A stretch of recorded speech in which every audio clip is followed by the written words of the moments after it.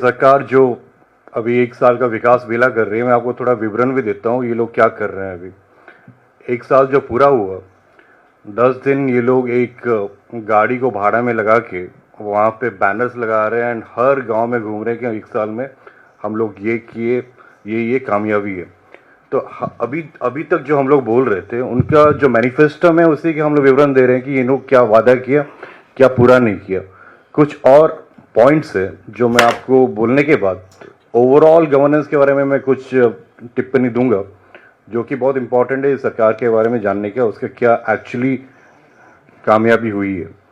एक तो ये बताए थे कि ओडिया समुदाय भवन देश के हर मेट्रो में बनाएंगे। इसका मतलब एक कल्चरल सेंटर बनाएंगे, हर मेट्रो सिटी में ओडिया समुदाय भवन बनाएंगे। हमें तो कहीं दिखा नहीं कहीं कुछ भवन बनाते हुए, बट लेकिन एक चीज़ है, जो प्रचार के लिए मुख्यमंत्री का बैनर हर जगह लगाते आ रहे हैं, इन्वेस्ट इन उड़ीसा करके। ये चीज़ हम देखें, जहाँ जाते हैं बैनर ज़रूर लगाते हैं, बट जो समुदाय भवन है ये आज तक कहीं देखे नहीं है एंड एक भी भवन हमें निर्माण हुआ नहीं है। ये जो फिशरमैन है उनको बताया था कि 10,000 रुपया फाइनेंशियल असिस्टेंस देंगे ड्यूरिंग लीन पीरियड, भूल ही गए। फिशरमैन के बारे में पूरा कंप्लीटली भूल ही गए कि इनको 10,000 रुपये देना ही नहीं देना है, कुछ बता भी नहीं रहे हैं। अब न्यू एजुकेशन पॉलिसी आप तो जानते होंगे, तमिलनाडु में धर्मेंद्र प्रधान जी ने कैसे अपने टिप्पणी दिया था पार्लियामेंट में, फिर माफ़ी ही मांगे थे। 3 लैंग्वेज पॉलिसी लेके आना चाहते हैं एंड चंद्रबाबू नायडू भी सपोर्ट किए थे। बट चुनाव से पहले ये उड़ीसा में वादा किया था कि ओडिया लैंग्वेज में वो मेडिकल एंड इंजीनियरिंग कॉलेजेस में पढ़ाई करेंगे करके, मतलब जो माध्यम होगा ओडिया लैंग्वेज में करेंगे। अभी चुप है पूरा। खुद यही लोग वादा किए थे कि ओडिया लैंग्वेज को प्राथमिकता देंगे, अब उड़ीसा में भी Hindi, English, Odia 3 language policy लेके आ रहे हैं। तो आप एक चीज बोलते हो, करते दूसरी चीज हो।